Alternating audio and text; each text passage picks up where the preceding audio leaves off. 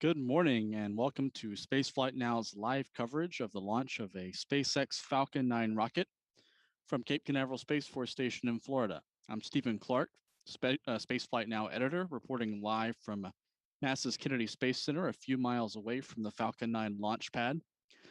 You're looking at a live view of the Falcon 9 vertical out on pad 40 at Cape Canaveral Space Force Station. SpaceX has two instantaneous launch opportunities available this morning at 9:44 a.m. Eastern Time and 11:03 a.m. Eastern Time. That's 14:44 UTC and 16:03 UTC for those of you listening and watching from other time zones around the world. This mission will carry 46 Starlink internet satellites into orbit. This will be SpaceX's seventh flight of the year, 7 launches and a little more than 7 weeks to begin 2022. So SpaceX beginning the year on a pace to launch around once per week.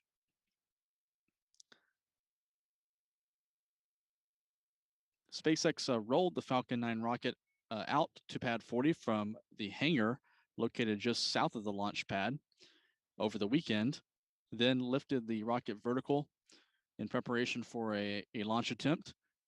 The mission was originally scheduled to take off yesterday. However, SpaceX announced on Saturday that that launch would be delayed until today to allow more time for good conditions in the offshore recovery area for the Falcon 9's first stage booster. SpaceX's drone ship, a shortfall of Gravitas, is currently on station in the Atlantic Ocean around 400 miles southeast of Cape Canaveral near the Bahamas, where the first stage will attempt to land on that drone ship around 9 minutes after liftoff this morning. The Falcon 9's second stage will continue into orbit with the 46 Starlink internet satellites. The upper stage engine will perform 2 burns before deploying those 46 spacecraft around an hour and 3 minutes into the mission.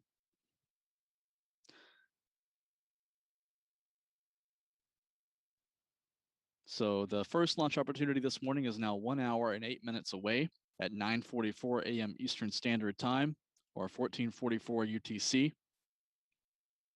Again, you're looking at a live view of Launch Complex 40 at Cape Canaveral Space Force Station in Florida, where SpaceX is preparing a Falcon 9 rocket to launch this morning with 46 Starlink internet satellites.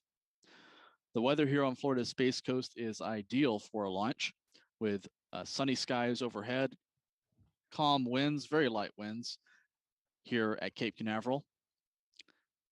The official launch weather forecast issued by the 45th Weather Squadron from the U.S. Space Force indicates a 90% chance of favorable conditions for liftoff this morning.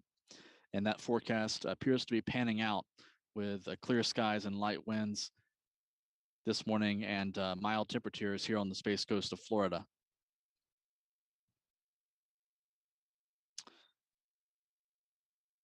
So we'll be back with further updates on the progress of the countdown throughout the morning, as well as the Falcon 9's climb into orbit with these 46 new Starlink internet satellites.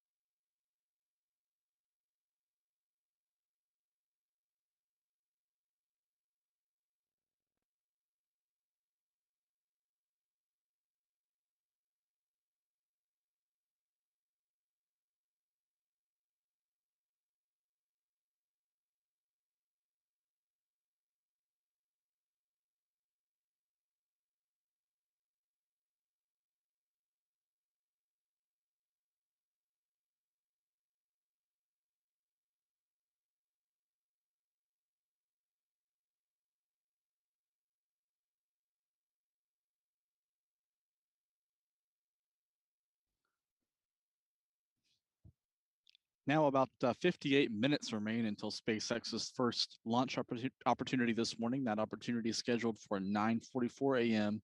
Eastern Standard Time or 14:44 UTC.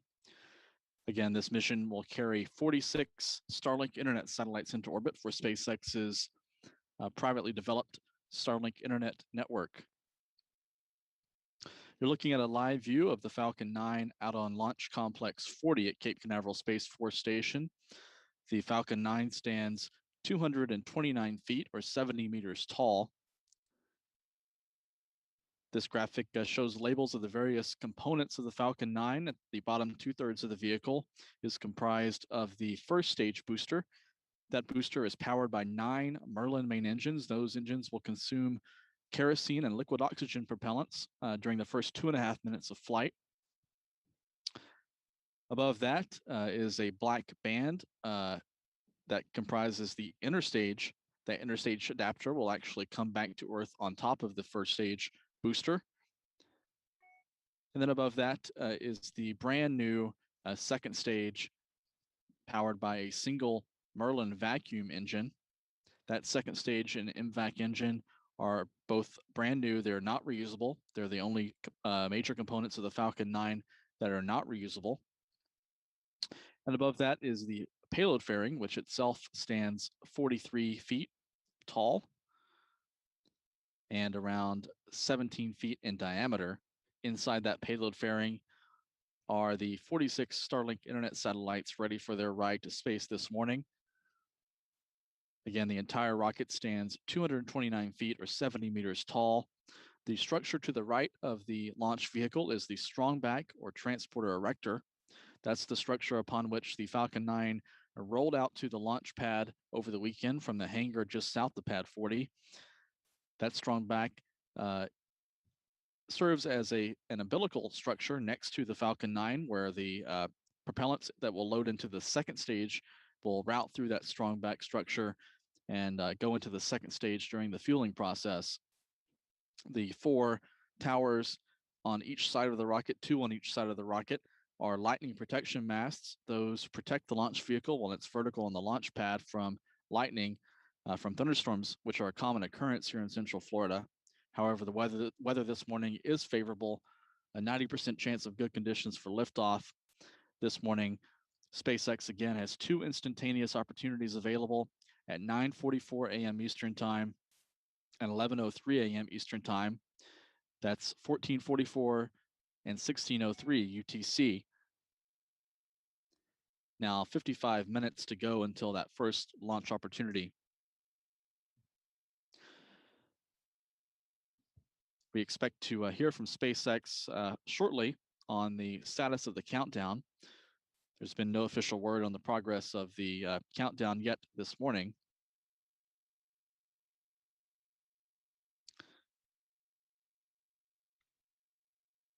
If SpaceX is going to target that 9:44 a.m. Eastern Time opportunity, the SpaceX launch team at the Launch Control Center will be polled in the next few minutes, for the next 10 minutes or so, for a go or no-go to begin the propellant loading process. That propellant load would get underway at 9:09 a.m. Eastern Time. So less than 20 minutes to go before we expect to hear from SpaceX on a decision on which launch attempt it will target this morning.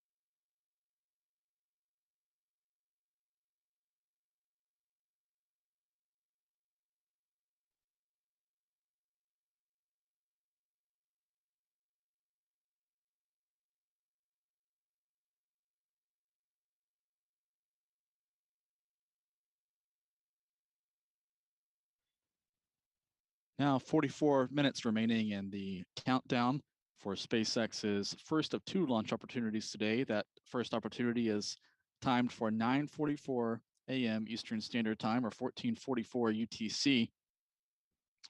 Again, you're looking at a live view of Space Launch Complex 40 at Cape Canaveral Space Force Station, a few miles from my location at NASA's Kennedy Space Center.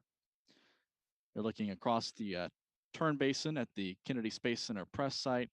The Falcon 9 rocket there is vertical, ready for loading a propellant. That propellant loading process is due to get underway in about 8 minutes from now at the T-minus 35-minute point. One more big milestone to go before then, though, is the pole of SpaceX's launch team just south of the Space Force base in SpaceX's Launch Control Center. Various members of SpaceX's launch team will be polled for a go or no-go to begin loading liquid propellants into the Falcon 9 rocket. If all stations report go, that propellant load process will begin at T-minus 35 minutes, with kerosene and liquid oxygen flowing into stage 1, as well as kerosene fuel into stage 2. Liquid oxygen will start loading into stage 2 at T-minus 16 minutes.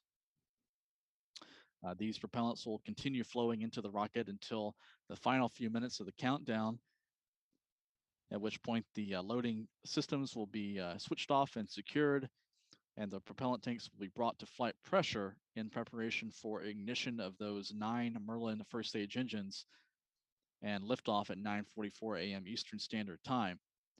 Again, this mission is carrying 46 Starlink internet satellites into orbit. It's SpaceX's 37th dedicated flight for the Starlink network, dating back to the first launch back in May of 2019.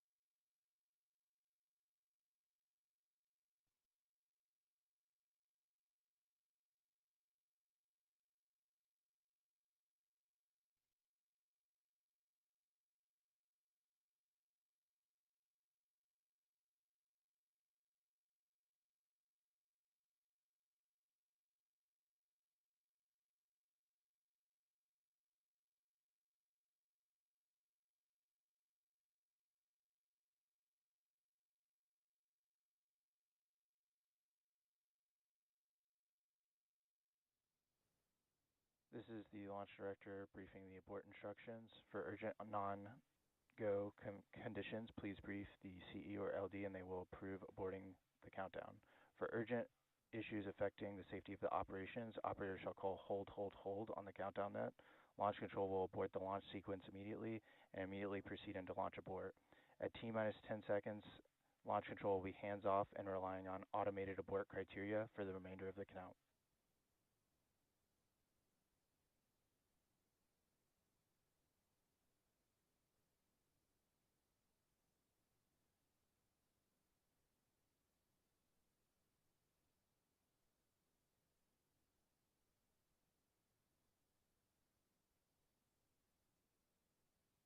Launch auto is started.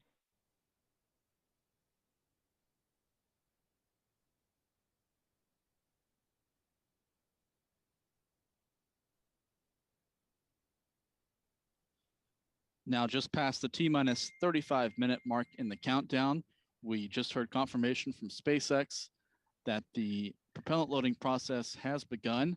The team was polled. All stations reported a go for propellant load and launch.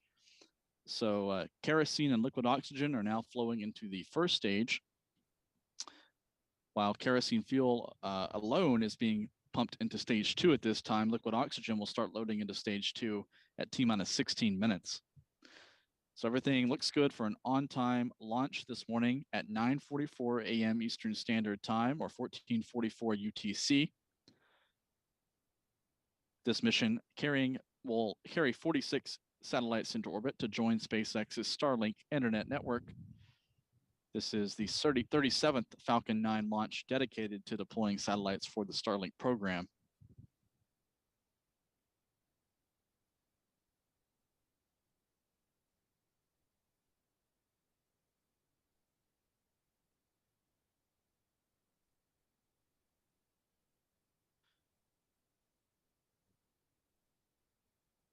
Throughout the rest of the countdown, you may hear occasional callouts from SpaceX's Launch Control Center. We're now streaming audio from SpaceX's launch team.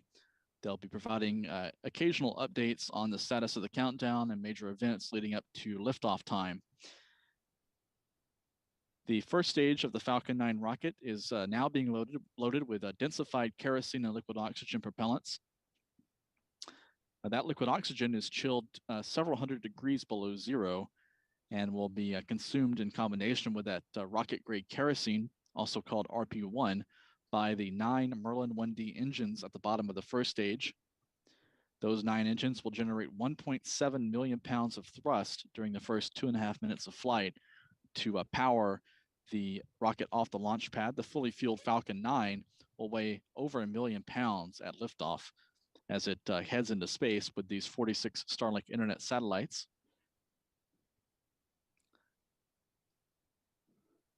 Now, approaching the T-minus 32-minute point in the countdown, everything continues to look good. Weather looks good. No technical issues that we're aware of are being discussed by the SpaceX launch team. Now, 32 minutes from liftoff.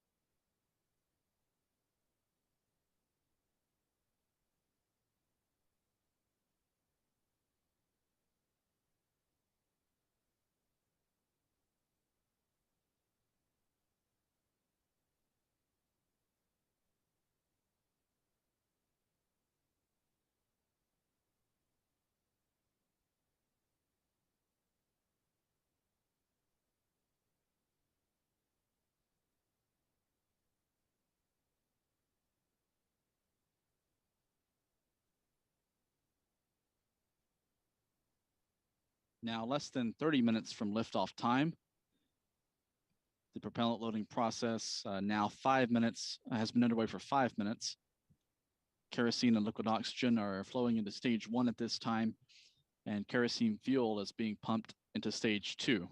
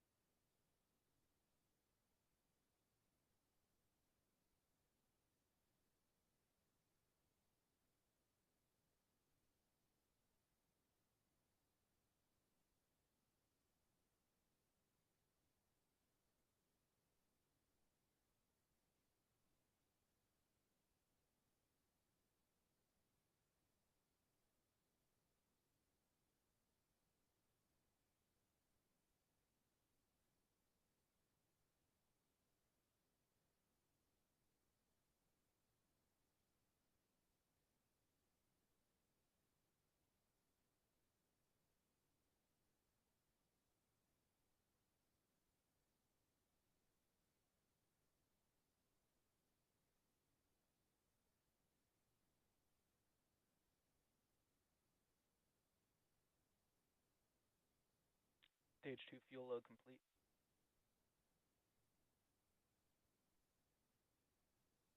Now, T-minus 20 minutes, you just heard a report from SpaceX's launch team that the second stage has now been fully loaded with RP-1 kerosene fuel.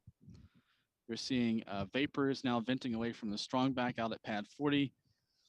These vapors are gaseous oxygen created from the venting and chill down of propellant lines on the strongback in preparation for the start of liquid oxygen loading into the second stage. That is due to begin in around 4 minutes.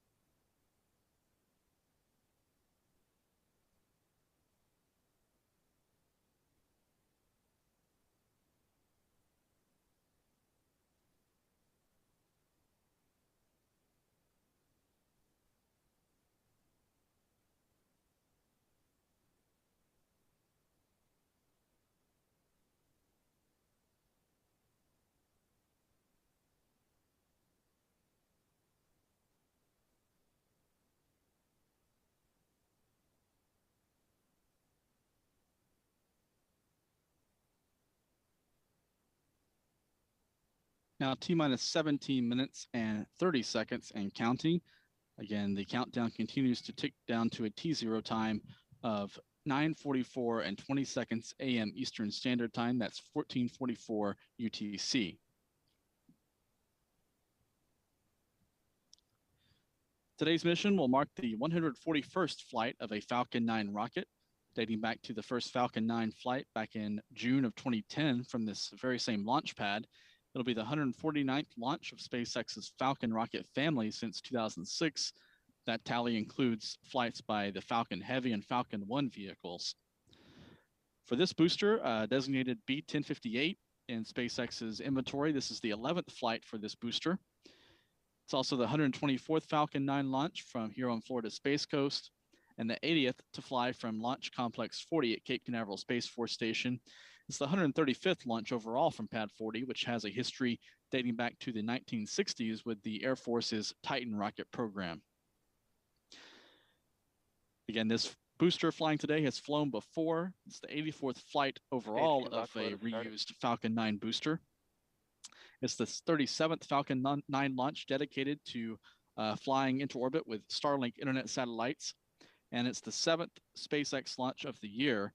And it's the 8th orbital launch based out of Cape Canaveral to start 2022, including 6 previous SpaceX missions, or rather 5 previous SpaceX missions, 1 United Launch Alliance mission, and 1 launch attempt by Astra.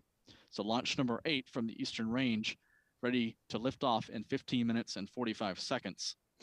We just heard a report from SpaceX's launch team that liquid oxygen is now being pumped into stage 2. This liquid oxygen is chilled several hundred degrees below zero. It'll be consumed by the Merlin vacuum engine in combination with kerosene fuel, which has already been loaded into the second stage. Propellants continue flowing into stage 1 at this time.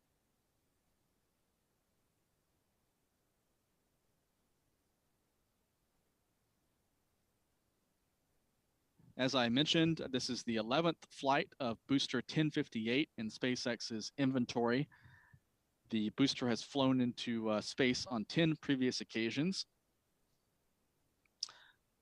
Its first flight was back on May 30th of 2020, a very historic mission in the history of the U.S. space program. It was the first flight into orbit with crew by SpaceX, carrying NASA astronauts Doug Hurley and Bob Behnken to the International Space Station on SpaceX's Crew Dragon spacecraft. It launched again 3 more times in 2020 with South Korea's NASA's 2 communications satellite, a Starlink mission, and a resupply flight to the space station. Last year, it flew 5 times. It flew into orbit with 4 Starlink missions, as well as SpaceX's Transporter-1 rideshare flight carrying more than 100 small satellites into orbit. Its most recent mission was the Transporter-3 rideshare mission back on January 13th of this year, again carrying into orbit a number of small satellites for U.S. and international customers. And the 11th flight ready to go this morning at 9:44 a.m. Eastern Standard Time, or 14:44 UTC, just 39 days since its most recent flight. Today's launch will head southeast to target an orbit inclined 53.2 degrees to the equator. This map shows the approximate ground track the Falcon 9 rocket will follow on its way into orbit.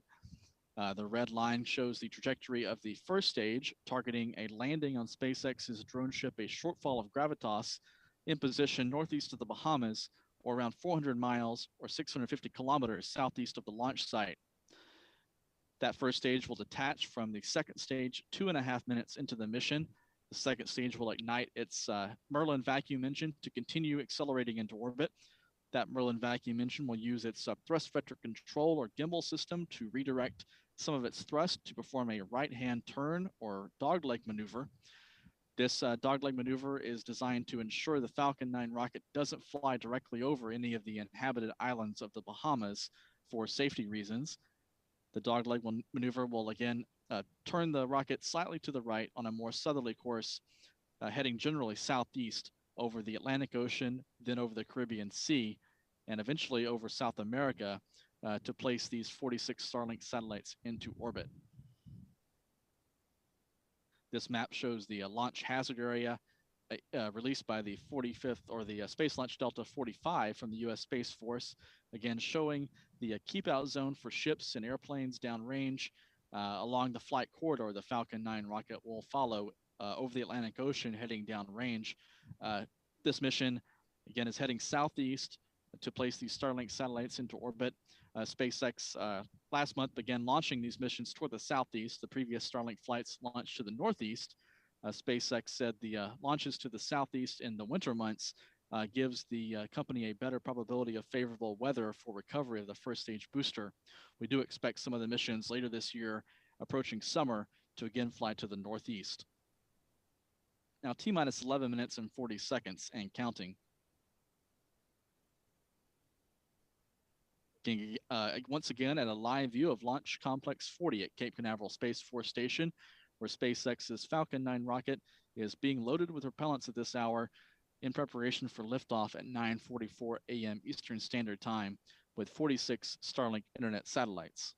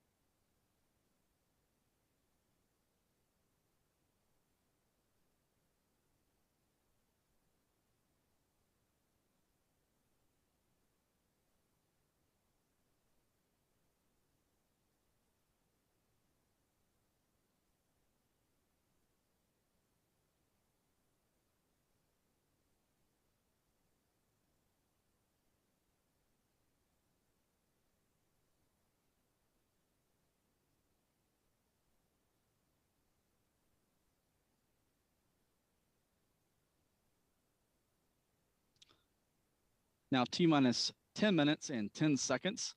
Today's mission will last 1 hour and 3 minutes from the time of liftoff through deployment of the Starlink internet satellites. The 9 Merlin first stage engines will ignite to power the Falcon 9 off the pad with 1.7 million pounds of thrust. It'll exceed the speed of sound in about a minute and pass the period of maximum aerodynamic pressure, or max Q, at T plus 1 minute 12 seconds. That first stage will shut down its engines and separate around 2.5 minutes into the flight, followed by second stage ignition. The payload fairing covering up the 46 Starlink satellites will jettison at T plus 2 minutes and 49 seconds. While that second stage accelerates into orbit, the first stage will begin maneuvers to return to the drone ship, a shortfall of gravitas. That landing, the final landing burn, will use one single Merlin engine, the center engine, in those that arrangement of 9 first stage engines, to settle down onto the landing platform, at T plus 8 minutes and 49 seconds. Around the same time, the second stage will be finishing up its first orbit insertion burn. It'll coast around the world and reignite that second stage halfway around the world from Cape Canaveral at T plus 56 minutes and 38 seconds for a very short circularization burn to place these 46 Starlink satellites into an orbit a little over 200 miles above Earth, setting up for separation of all 46 satellites at T plus 1 hour, 2 minutes, and 55 seconds. That equates to around 10:47 a.m. Eastern Standard Time, or 15:47 UTC, assuming an on-time launch this morning. Now, T minus 8 minutes and 27 seconds, you're once again looking live at Launch Complex 40, where the Falcon 9 rocket is awaiting liftoff at 9:44 a.m. Eastern Standard Time.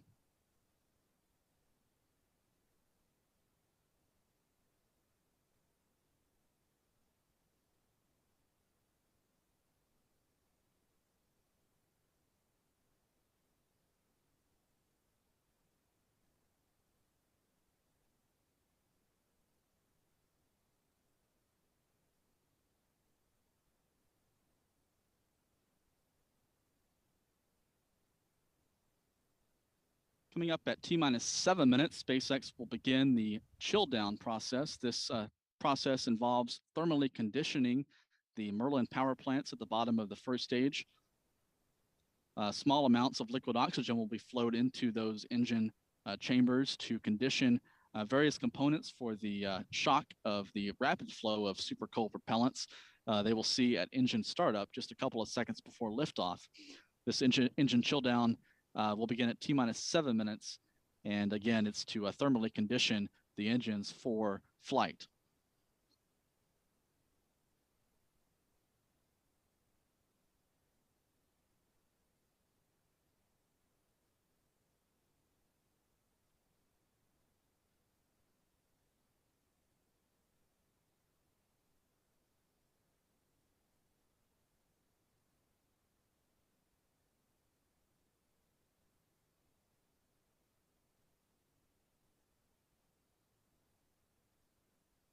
Engine chill. And that engine chill call from SpaceX's launch team confirms that engine chill down procedure has begun. In the next couple of minutes, the Falcon 9's guidance systems will be verified ready for flight. The autonomous flight safety system on board the rocket will also be confirmed ready for launch.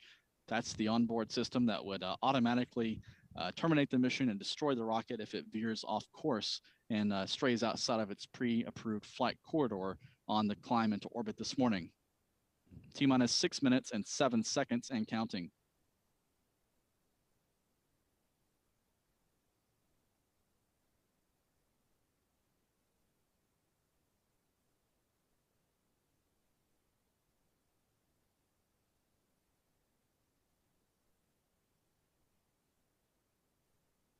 Stage 1 fuel load complete.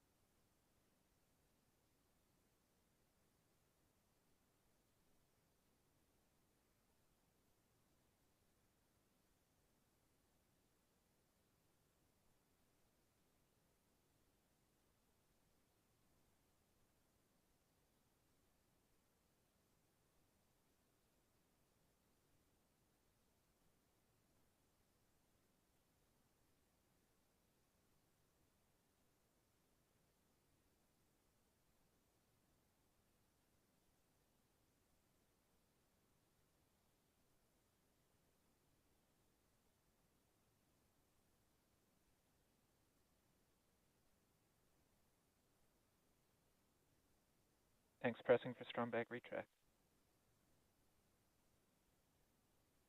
T-minus 4 minutes and 30 seconds. The Falcon 9 rocket is now fully loaded with kerosene fuel. 46,000 gallons of rocket-grade kerosene have been loaded into both stages of the rocket at this time. Liquid oxygen will continue to flow into both stages for another couple of minutes until those oxidizer tanks are secured for flight around T-minus 2 minutes. The strong back structure you see on the right side of the rocket is now being retracted into position about 1.5 degrees from the Falcon 9 rocket. That's the correct position that the strong back will remain in for the remainder of the countdown. At liftoff, the strong back will perform a retract maneuver to clear the way for the Falcon 9 to climb vertically off of the launch pad. And strong back retract in progress. You can see now that strong back structure now in motion to a position 1.5 degrees from the Falcon 9.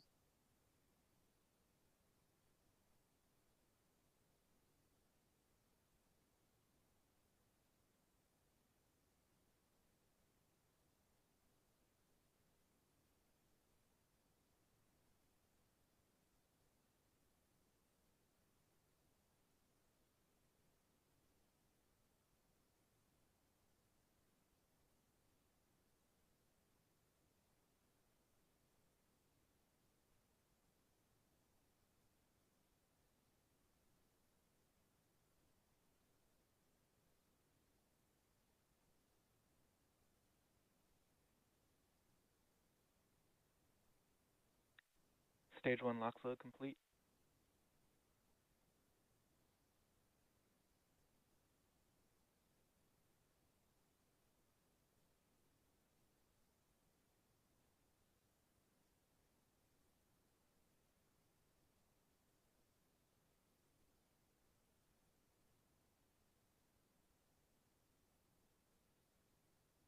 Now, inside of 2.5 minutes until liftoff, we expect to hear shortly that the liquid oxygen tanks are full on the Falcon 9 rocket.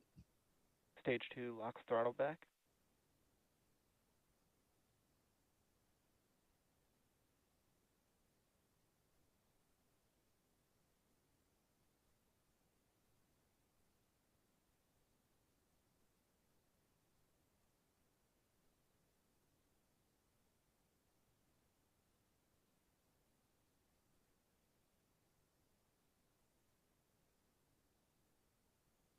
Now, T-minus 1 minute, 47 seconds. The Falcon 9 is now fully loaded with more than 1 million pounds of propellants. 1 minute, 40 seconds until liftoff.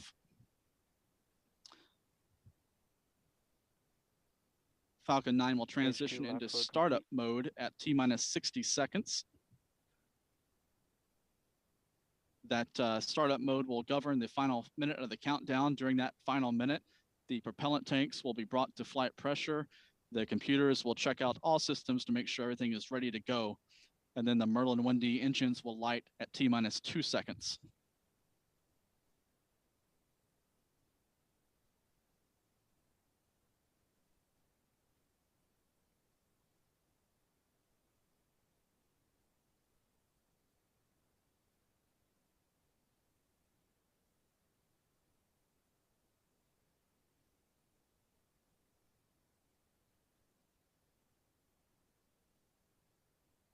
Falcon 9 is in startup.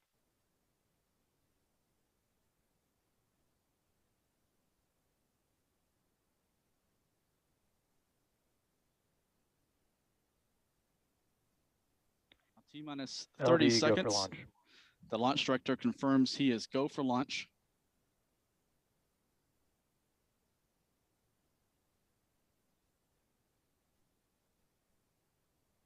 T-minus 30 seconds. Now T-minus 11, 10, 9, 8, 7, 6, 5, 4, 3, 2, 1. T-minus 15. And liftoff of 10, SpaceX's Falcon 9 rocket. 8, 7, 6, 5, 4, 3, 2, 1. Engines full power. Liftoff. Starlink 4.8. Falcon 9 is climbing into orbit with the Starlink 4.8 mission. 46 Starlink internet satellites on their way to space this morning from Cape Canaveral Space Force Station.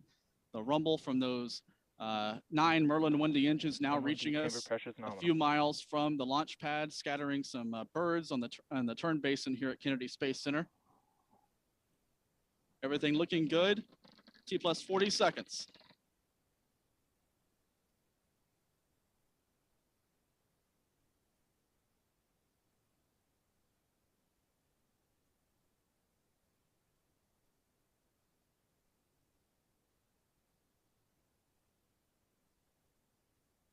Power and telemetry nominal.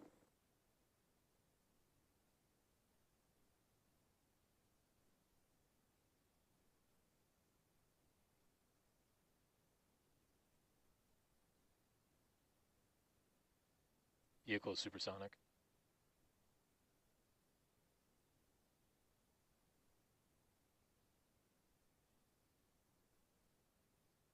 Max Q.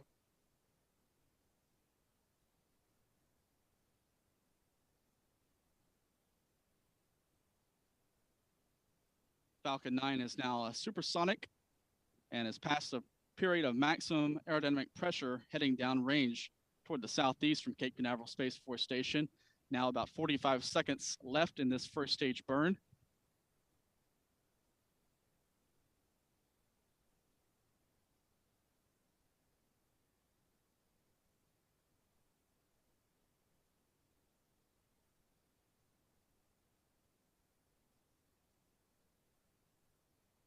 Start of MVAC chill.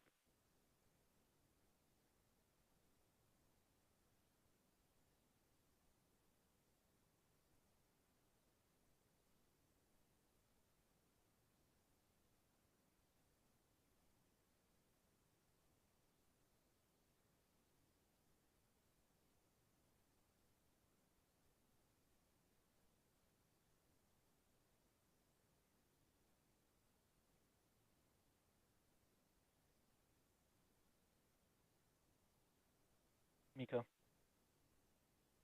Now, main engine cutoff has been confirmed. Standing by for confirmation of stage separation. And that staging has confirmed, and the Merlin vacuum engine has ignited to continue the climb into orbit with these 46 Starlink satellites. MVAC ignition.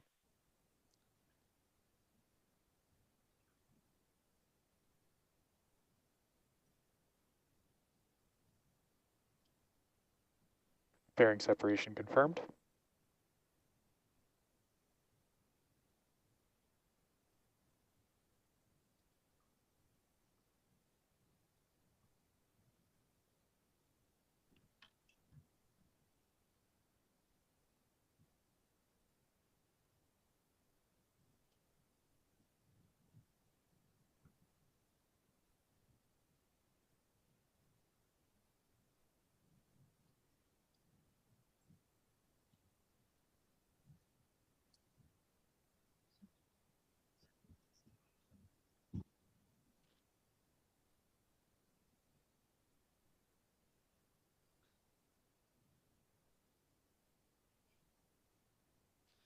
We're now switching to SpaceX's webcast, which is on a slight latency delay. We've seen confirmation of the payload fairing jettison. These views on the left side, you're seeing the first stage booster returning to Earth. On the right side of your split screen, you see the Merlin vacuum engine on stage 2 continuing to fire into orbit.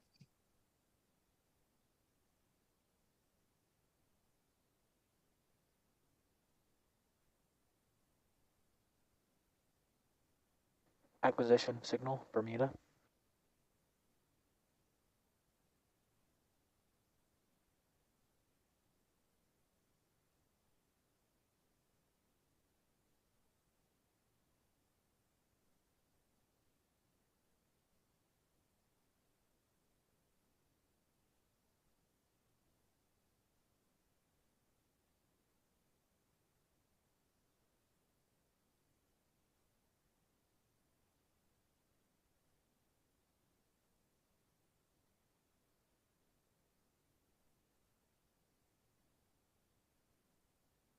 Downrange tracking station in Bermuda is now tracking the rocket.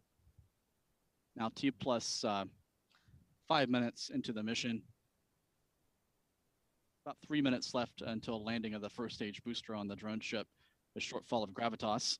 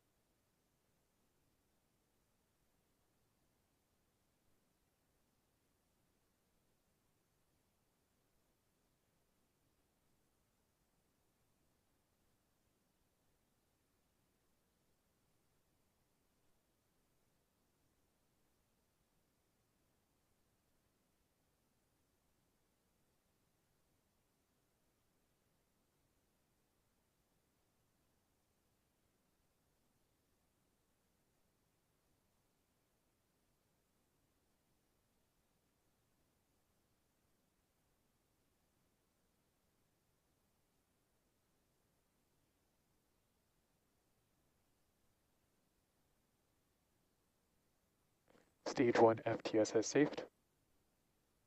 Stage 1 entry burn startup.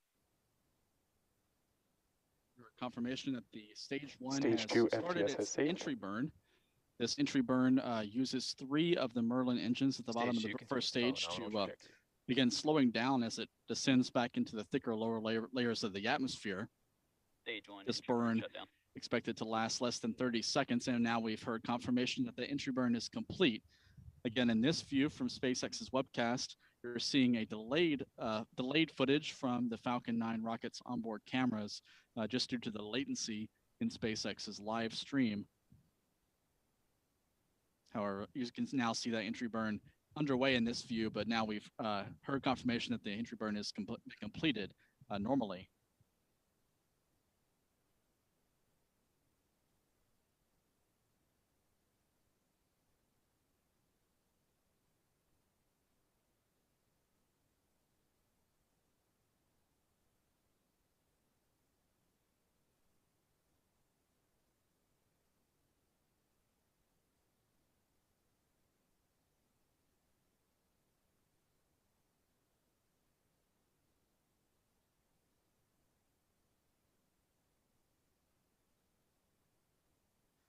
Used to fuel a Falcon 9 is carbon-based, so when it burns, it generates that soot. I'm going to switch to a SpaceX's live webcast audio for the final descent of this Falcon first 9 stage. vehicle flies through its plume, and that's how it generates the soot onto the vehicle. We are just about 20 seconds or so away from that landing burn beginning on the first stage, and as we touch down, we will also have SECO 1, or second stage engine cutoff 1, on second stage. So we should hear some call-outs for that as we are landing on a shortfall of gravitas today. Stage 1 landing burn.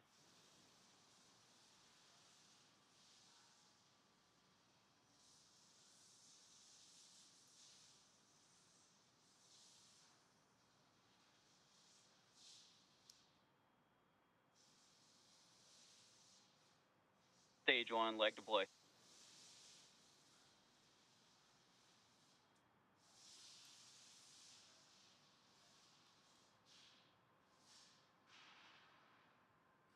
Stage 1 landing confirmed. SECO 1. And great news, we heard that Falcon 9 has landed, touchdown on a shortfall of gravitas. We also heard, there it is on your screen, incredible view of the vehicle standing tall. Orbit insertion. And we also had SECO 1 as well as that call out right there. Let us know that we had a good orbit. Great news overall. We are now awaiting the deployment of our 46 Starlink satellites, which is scheduled to occur about an hour from now.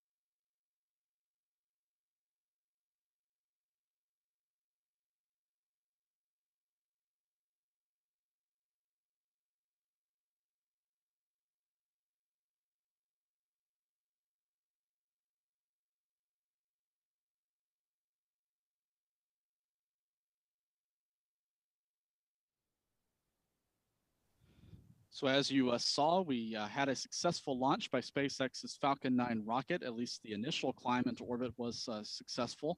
The first and second stages performed as expected and placed the 46 Starlink satellites into a parking orbit. Those satellites are now in that elliptical orbit. They'll coast for another 50 minutes or so before a restart of the second stage engine for a very brief 1-second burn to circularize their orbit a little over 200 miles or around 330 kilometers in altitude. And that'll set the stage for deployment of the 46 Starlink satellites at T+1 hour and 3 minutes or 10:47 a.m. Eastern Standard Time. That's 15:47 UTC for those of you watching in other time zones.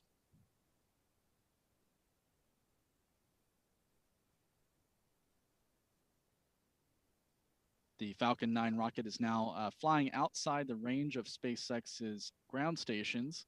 It flew over the horizon from the ground tracking site here at Cape Canaveral.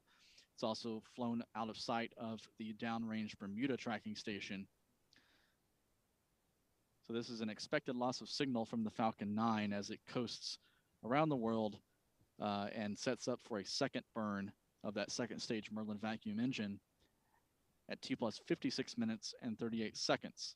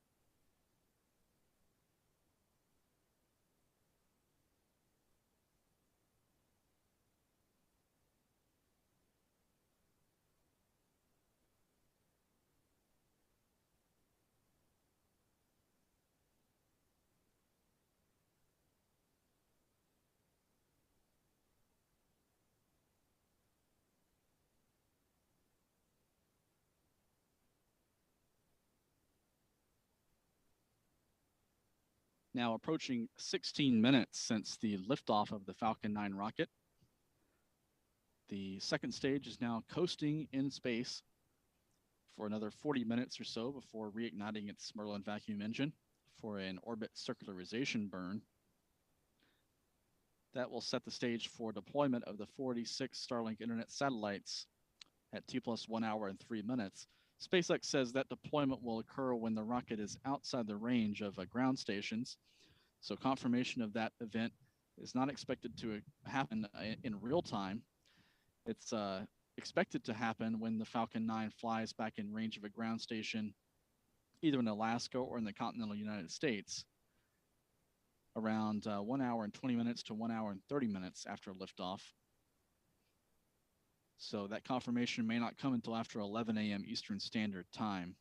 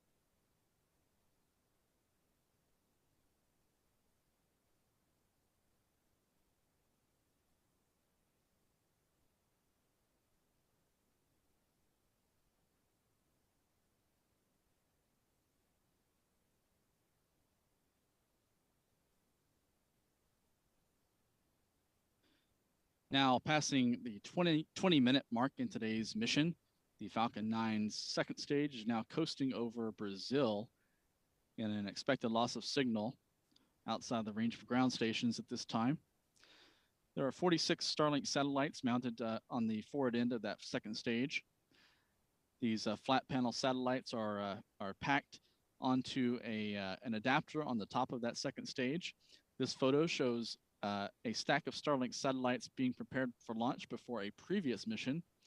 So this gives you an idea of what the Starlink satellites look like in their launch configuration, flat packed in a stack of spacecraft, 46 on this mission. They're held to the second stage by 4 retention rods, and those retention rods will jettison at the moment of spacecraft separation, allowing these 46 satellites to just simply float away from the second stage all at once in one clump, and then they will naturally separate over time and begin activating their systems for checkouts and orbit raising. Each of these Starlink satellites weighs about a quarter ton. They're built by SpaceX's Starlink assembly line in Redmond, Washington. They have solar panels that will unfurl after arriving in space and deploying from the Falcon 9 rocket. Those solar panels will generate electrical power and also power each satellite's ion propulsion system. That ion engine is fueled by krypton, a noble gas that is consumed by the ion thrusters in combination with electrical power generated by those solar panels. These satellites are heading to an operational orbit at 335 miles or 540 kilometers at an inclination of 53.2 degrees. The Falcon 9 rocket on today's mission will actually aim to drop off the satellites in a nearly circular orbit below the operational altitude with an apogee or high point of 209 miles and a perigee or low point of 202 miles. And it will aim to hit that perfect inclination for the operational orbit at 53.2 degrees. This trajectory is a slight change from SpaceX's most recent Starlink flights, which have deployed the Starlink satellites in a more elongated or elliptical orbit, ranging from around 130 miles in the low point to around 210 miles in the high point. This change was ordered after a problem on SpaceX's most recent Starlink mission back on February 3rd. The Starlink satellites on that mission were deployed in this elliptical transfer orbit. However, the Starlink satellites were launched around the same time as a geomagnetic storm triggered by a solar flare. And this solar flare sent a burst of energy and radiation out into the solar system. And when that reached Earth, it caused the Earth's atmosphere to warm up and swell a bit. And the air molecules at the Starlink orbital altitude were slightly more dense and slightly thicker than normal. That created additional aerodynamic drag. And because the satellites were at such a low altitude, that aerodynamic drag was actually too much for the Starlink satellites to overcome. And it pulled the Starlink satellites back into Earth's atmosphere. 38 of those 49 satellites ended up re-entering the atmosphere and burning up. SpaceX is believed to have salvaged 11 of those because they're now raising their altitude using their ion propulsion systems. So SpaceX for this mission adjusted the launch profile a bit, targeting a higher, more circular orbit where the air is already less dense and where the effects of a solar storm would not be as pronounced and not be as disastrous for those Starlink satellites.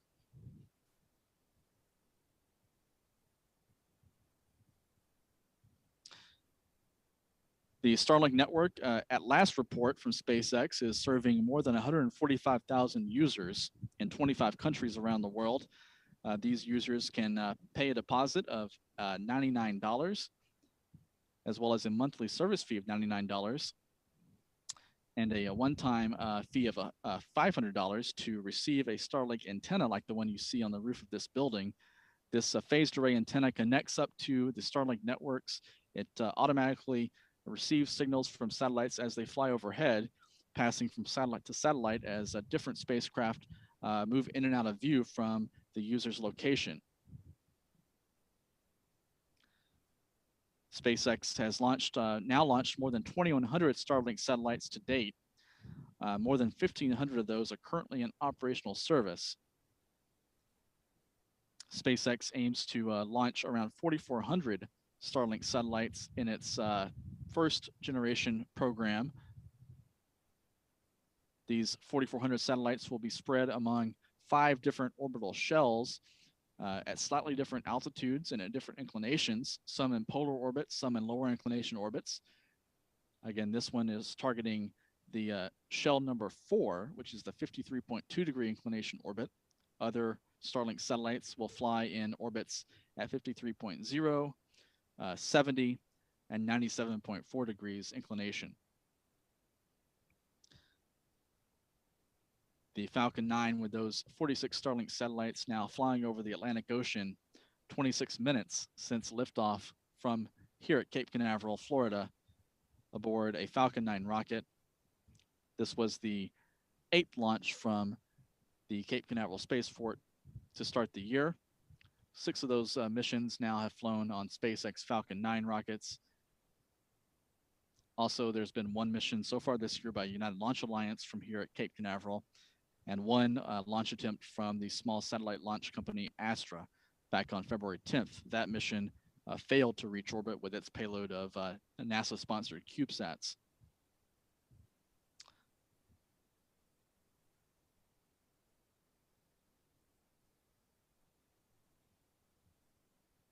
We'll bring to you further updates throughout the rest of the mission as we await word from SpaceX on the outcome of the second burn and spacecraft deployment events. That second burn of the second stage engine, now about 30 minutes away, followed by deployment of the 46 satellites at T+1 hour and 3 minutes. Those events are not expected to occur in range of a ground station, so confirmation of those events and ultimately of mission success is not expected until likely after 11 a.m. Eastern Time or 1600 UTC, once the Falcon 9 upper stage and those Starlink satellites fly in range of a ground station in the United States.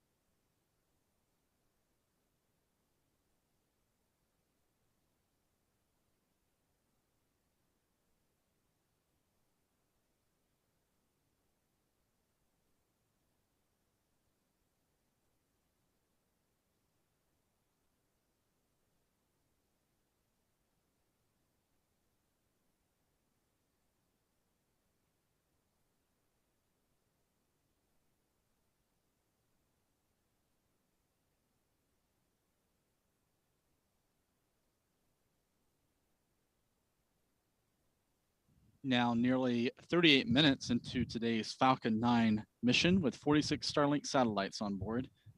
The upper stage of the Falcon 9 with those 46 satellites is now coasting in space between South Africa and Antarctica, flying over the Southern Ocean. It will soon make a swing back northeast over the Indian Ocean, head out over the Asia Pacific region, eventually fly over Alaska, and then head back southeast over the United States.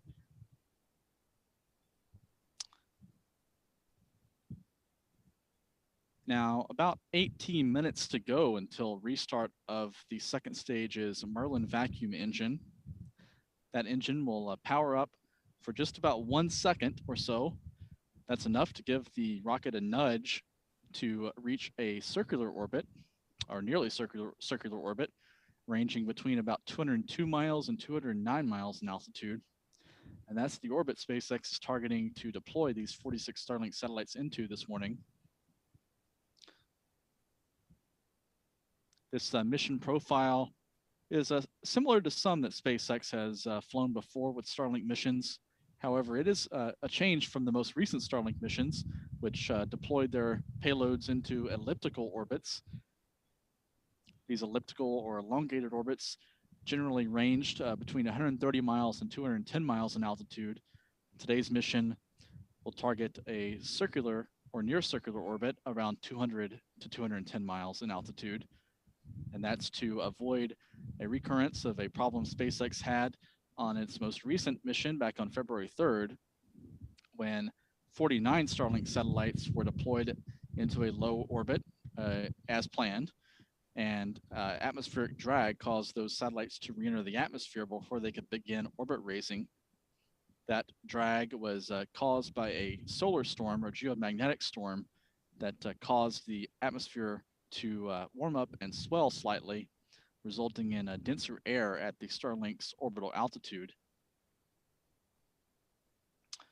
To compensate for that higher orbit on today's mission, SpaceX is only launching 46 Starlink satellites today, compared to the 49 it has launched on its previous few missions.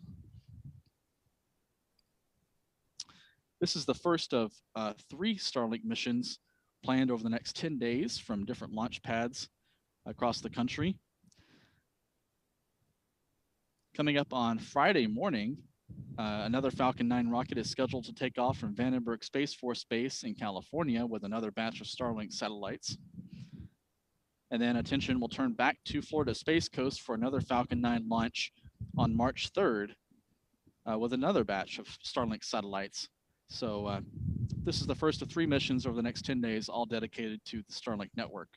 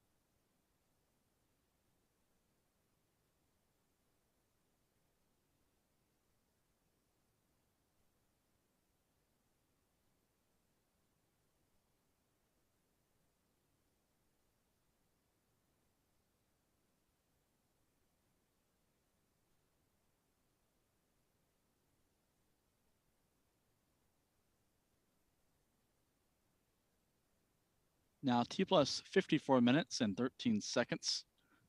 The restart of the Falcon 9 rocket's second stage engine is about 2.5 minutes away. However, that restart will occur while the rocket is flying outside the range of SpaceX's ground stations.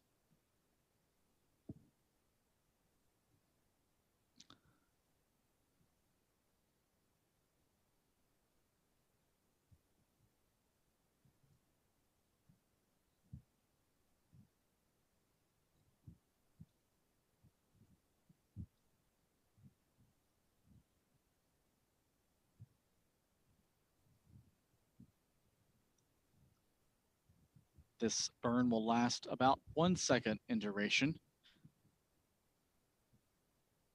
The Merlin vacuum engine will fire briefly to circularize the rocket's orbit at an altitude of a little more than 200 miles.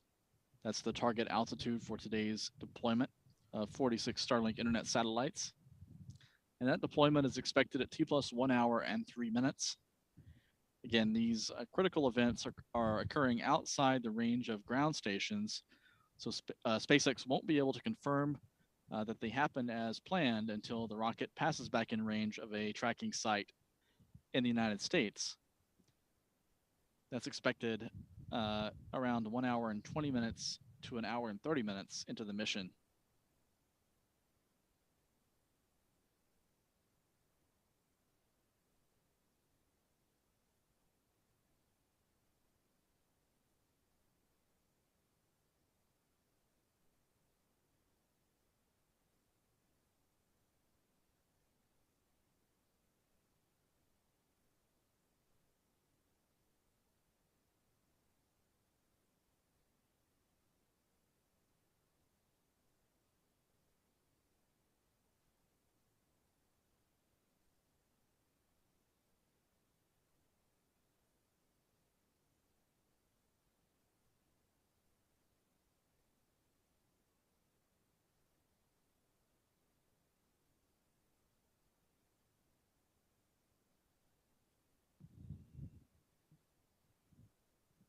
And now passing T plus 56 minutes and 43 seconds, that orbit injection burn or circularization maneuver should now be complete.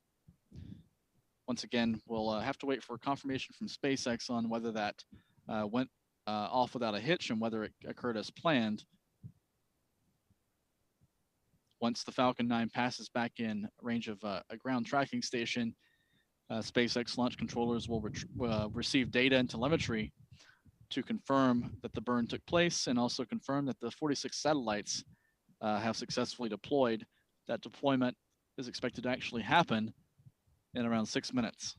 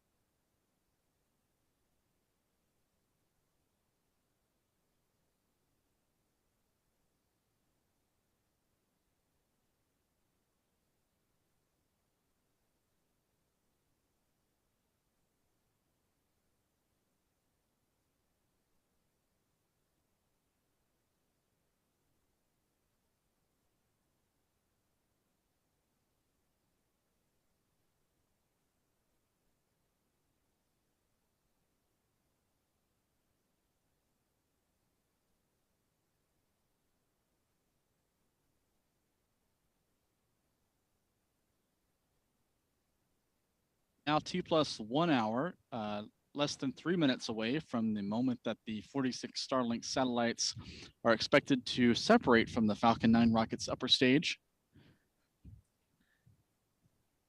You're now seeing a replay from a GOES weather satellite in geostationary orbit showing it caught a view of the Falcon 9 launch from Cape Canaveral just 1 hour ago. In this view, you can see just a small puff visible just to the south of the Cape. This is the rocket's contrail that appeared in the sky as it flew supersonic and exceeded the speed of sound and also passed the period of maximum aerodynamic pressure. This contrail is created by the exhaust of the Falcon 9 rocket's 9 Merlin engines during the climb into space this morning. Liftoff occurred at 9:44 a.m. and 20 seconds Eastern Standard Time. That's 14:44 and 20 seconds UTC. You're now looking live again at an animation showing the Falcon 9 rocket's position above Earth. Now about a minute and a half or so until deployment of the Starlink satellites. Once again, this deployment event will occur when the rocket is flying out of the range of ground stations. So there won't be any live video or any live, even any live telemetry or data confirmation that the event has occurred. That will be obtained by SpaceX once the rocket passes over a tracking site sometime after 11 a.m. Eastern Time.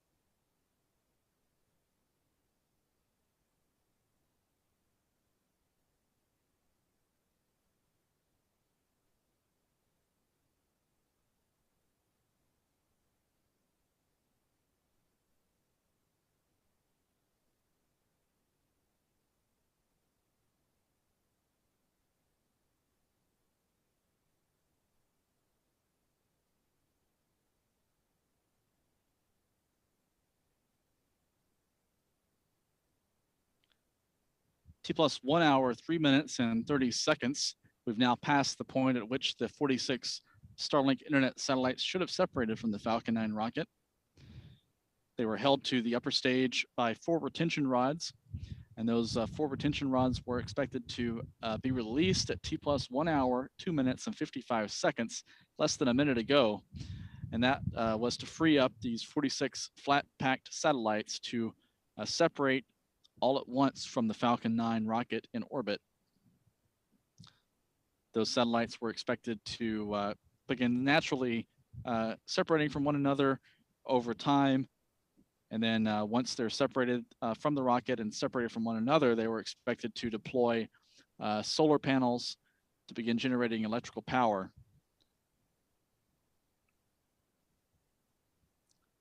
The rocket now flying near the Philippines, heading northeast. It's expected to be in range of a tracking station either in Alaska or in the continental United States within the next 15 to 25 minutes or so. And at that point, we expect confirmation from SpaceX that that upper stage reignition and the Starlink satellite deployment events all occurred as planned. We'll continue our live streaming coverage until we do receive that confirmation from SpaceX so we can pass that along to you.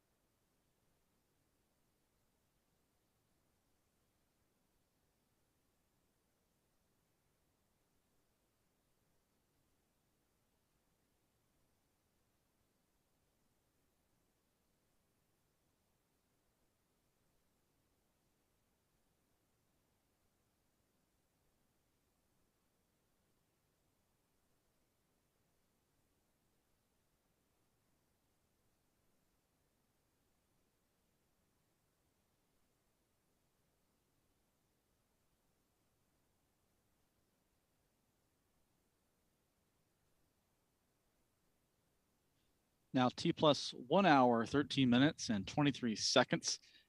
The Falcon 9 rocket and the 46 Starlink internet satellites are now flying east of Japan. In this animation, you can see that ground track.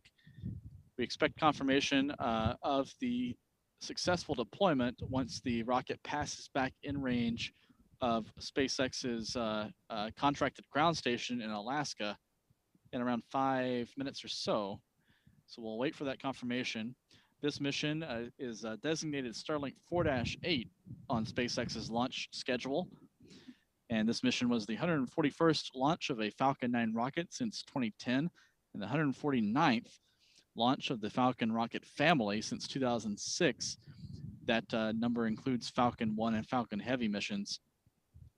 If you're watching the live view of the launch, you saw that the booster stage landed on SpaceX's drone ship. This was the 11th flight for this particular booster.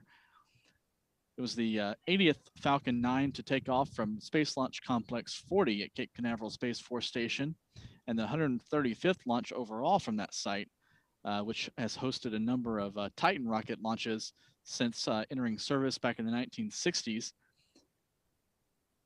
This was the 84th SpaceX launch to utilize a reused Falcon 9 booster, and this is the 37th dedicated Falcon 9 launch to carry Starlink satellites into orbit, dating back to May of 2019. And with these 46 satellites, SpaceX will have launched more than 2,100 Starlink spacecraft to date. That number includes prototypes that are no longer in service. This was the 8th launch from here on the eastern range of Florida to begin 2022.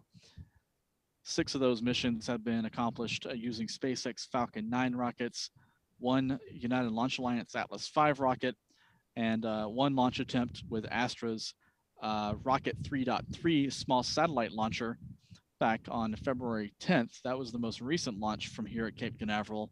It failed to place its payloads into orbit under a mission contracted by NASA. You're looking now at a live view of Space Launch Complex 40, an empty launch pad. The Falcon 9 lifted off nearly 1 hour, 16 minutes ago. In this view, you can see the strong back structure in its retracted position at an angle of around 45 degrees or so. That strong back retracted into this position at liftoff, clearing the way for the Falcon 9 to climb away from the pad. Those 4 towers on each side of the launch pad are lightning protection masts that protect rockets while they're vertical at the pad. Now back to an animation from SpaceX showing the location of the Falcon 9 upper stage and the 46 Starlink satellites now approaching the west coast of North America. It'll be flying within range of a ground station in Alaska in a few minutes. At that point, we hope to hear from SpaceX and their launch control team once they obtain telemetry from the rocket, confirming that the 46 Starlink satellites have indeed separated into their correct orbit this morning.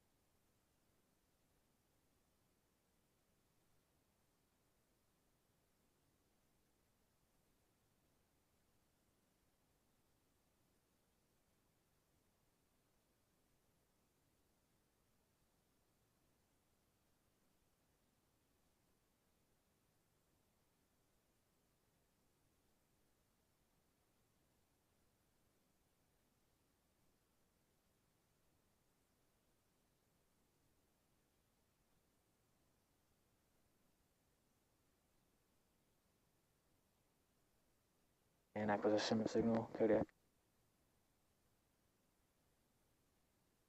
Starlink separation confirmed.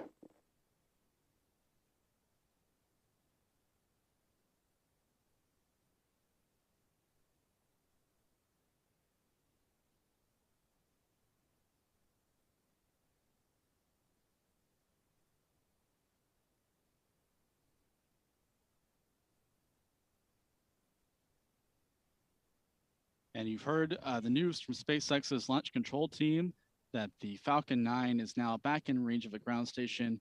This tracking site located on Kodiak Island in Alaska.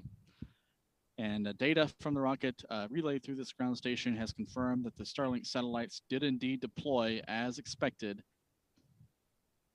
So a successful mission for SpaceX's Falcon 9 rocket today, deploying 46 new spacecraft into orbit to join SpaceX's global broadband network.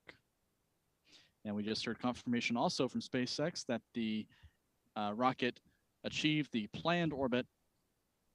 The target orbit parameters had an apogee or high point of 209 miles, perigee or low point of 202 miles, and an inclination of 53.2 degrees to the equator. That's 325 by 337 kilometers altitude.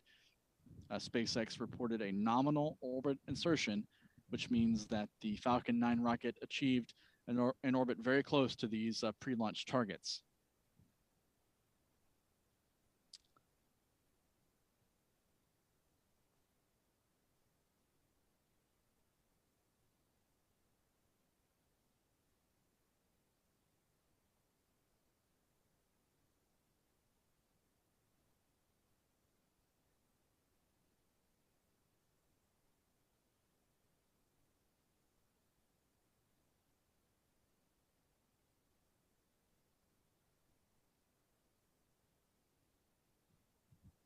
Again, this mission has placed 46 new satellites into orbit for SpaceX's Starlink network.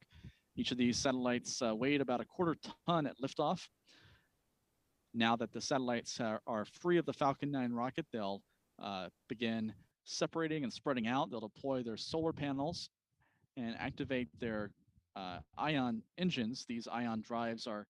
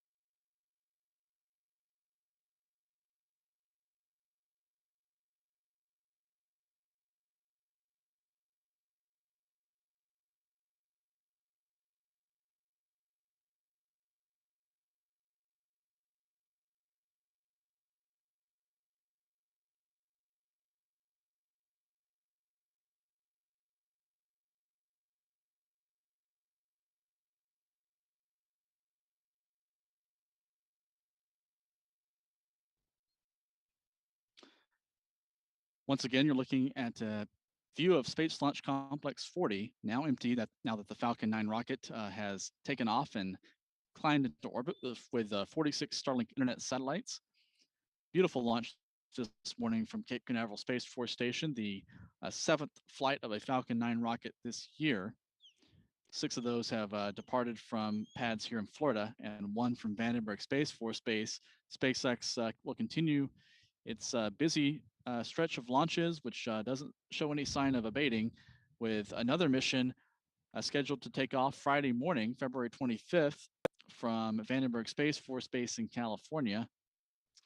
A Falcon 9 rocket is being prepared for launch out there at Vandenberg, located on the central coast of California between San Francisco and Los Angeles.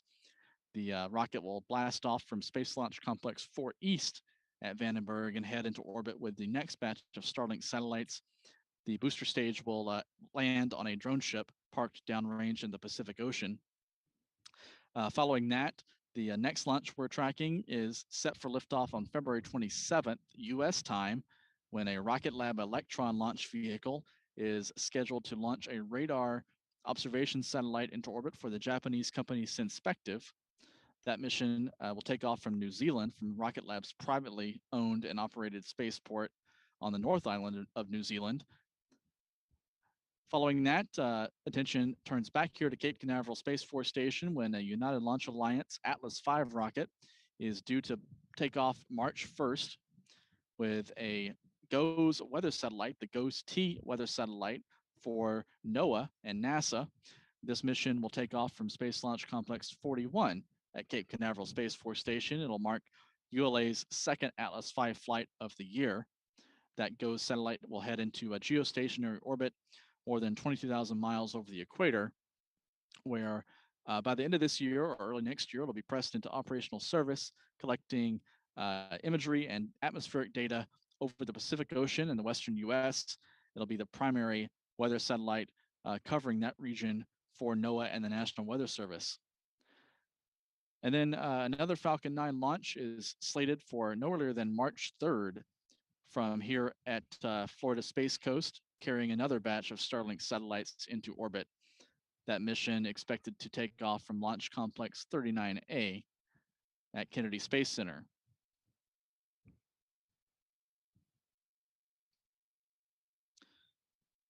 So a busy slate of launches ahead. We'll be covering each of these live on spaceflightnow.com. We'll be covering the missions from here on Florida Space Coast, also on our YouTube channel.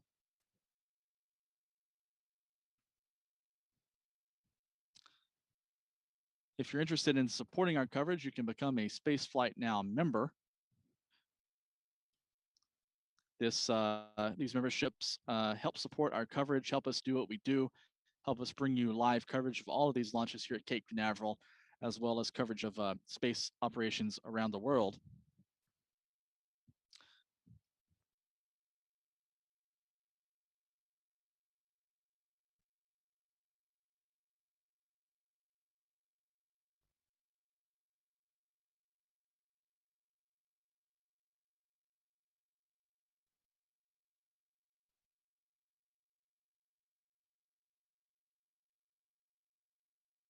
To become a member, you can go to our website at www.spaceflightnow.com and click on members near the top of the homepage in the menu. You can sign up to become a member, and money we raise through this, again, supports our coverage, helps us bring you live video feeds and live coverage of all these launches from here on the Space Coast of Florida and around the world. So we do appreciate any support you can provide in that way. With that, we'll be signing off and concluding our live coverage this morning. We thank you for joining us for the successful flight of a SpaceX Falcon 9 rocket, the 7th Falcon 9 flight of the year. Now in the books, a successful mission, 46 more Starlink satellites in orbit to join SpaceX's global broadband network. So until next time, I'm Stephen Clark reporting live from Kennedy Space Center in Florida. Have a great day.